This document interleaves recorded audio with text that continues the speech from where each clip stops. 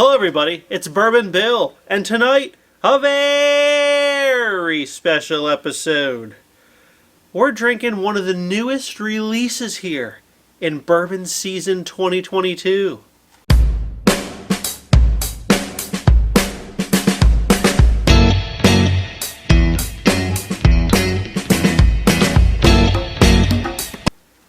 None other than Yellowstone Limited Edition 2022. What a gorgeous bottle. Look at that.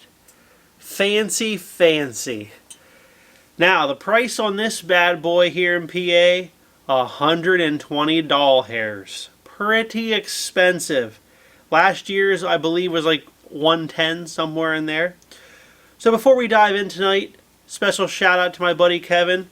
Thank you for letting me borrow this bottle for the review, sir. So, for all of our viewers here, Kevin's already drained the neck for us. We're going to get a better, some airtime in this, and we're gonna get a better review because of it. So, gorgeous looking bottle, big 2022, big fat cork on here, embossed Yellowstone.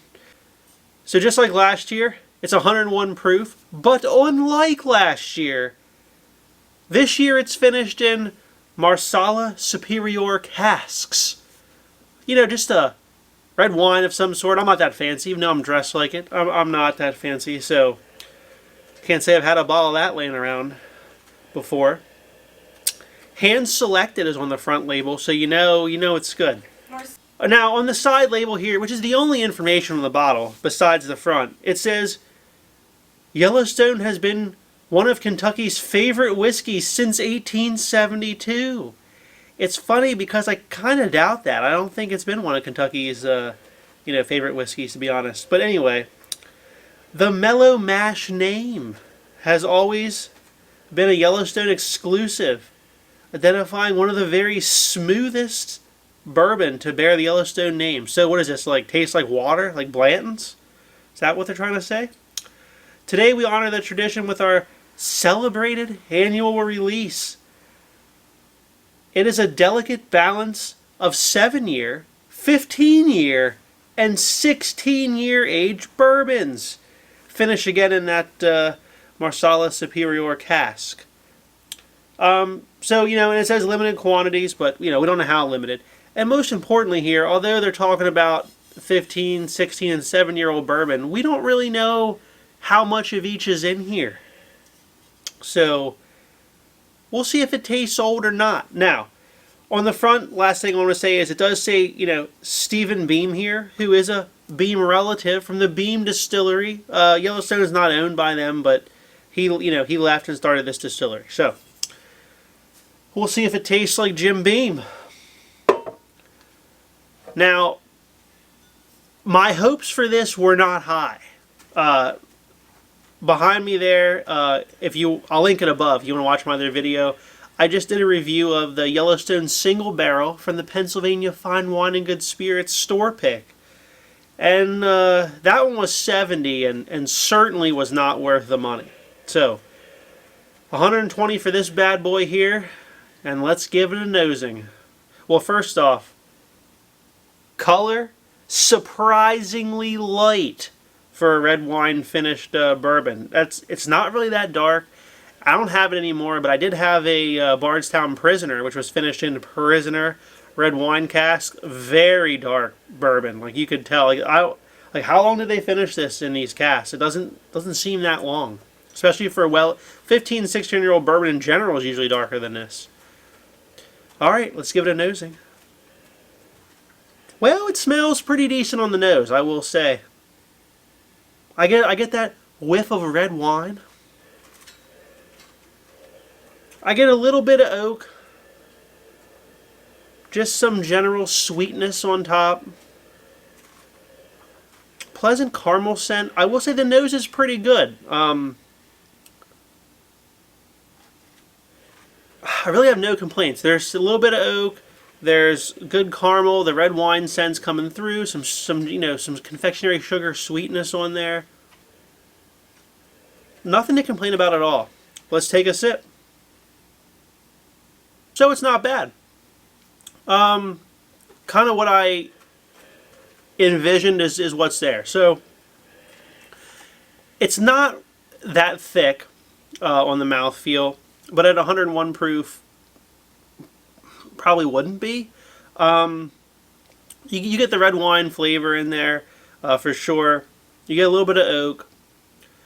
Overall, it's just not as good as I expected from the nose. That's what I'm going to say. So let's take a second one here. It starts to really like mute the palate. Like the original pop of flavors, the second sip's like worse. And generally, the more you sip it, the better it gets. Finish died really quick. Kind of muted the palate. I do get the age notes of the bourbon, but you can tell it's not all 15 and 16 year. There is some like cereal grain youthness in it actually. Not a ton, don't get me wrong, but it is there in the front.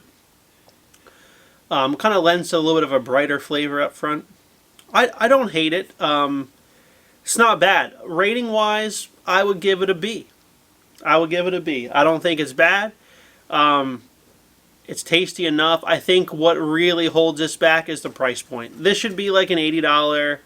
You know, hell, it should have been the same price as that single barrel, $70. Then it would have been an A, probably, for me, I would say. But tonight, I think it's only going to get a B. So let's compare it to the old single barrel back there real quick. So for those that don't remember or didn't watch that review, there it is. The single barrel, 5-year, 115 proof. Fine wine and good spirit store pick of Yellowstone single barrel. So that's in my hand here. Color-wise, and this is a problem. Color-wise, they're identical. Now, how do you have 15, 16-year-old bourbon and a red wine finish, and it's no darker in color than a 5-year bourbon with no finish? I don't know. All right, the Yellowstone single barrel. You know, it's very similar. I said this one had a lot of youthy notes to it. It has that cereal graininess, which I think is tamed on this one with the older bourbon and the fact that it has a red wine finish. This one drinks a little thicker. The higher proof helps. They should be releasing these limited editions in a higher proof if you're going to ask 122. That's my opinion. But kind of tastes like Jim Beam, the single barrel there. So we're going to go back to the Yellowstone and see if it is worth nearly double the price.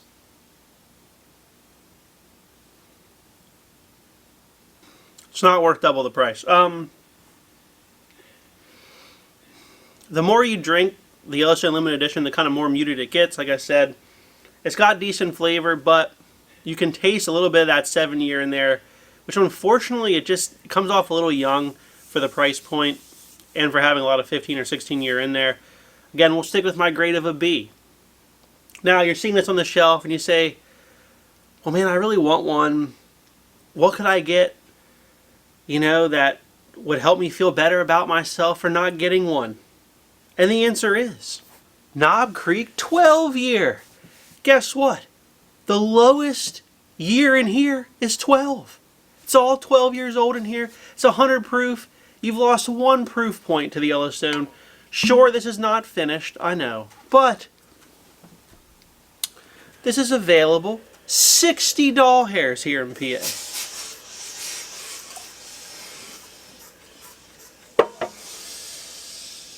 You're not going to be able to see it because this is a black Glencairn, but it's actually darker, believe it or not. Let's give it a nosing. Oh, just that deep caramel, brown sugars, oak. That 12-year Knob Creek is excellent. Let's take a sip. 12-year is fantastic. If you know, you know. It's got the brown sugars, the oak, the caramel, a little bit of sweetness in through there. The Knob Creek 12-year beats both of those Yellowstone bottles, and it's cheaper than both of them. So the real takeaway tonight, if you got 120 bucks to burn and you want to try you know, an okay-ish wine finish bourbon, pick up the Yellowstone Limited Edition. If you want to be a smart, savvy shopper, buy the Knob Creek 12-year instead, and the single barrel here, just skip on by that. So if you like what you saw tonight, Please like, comment, and most importantly, subscribe. Stay tuned for more. Have a great evening, everybody.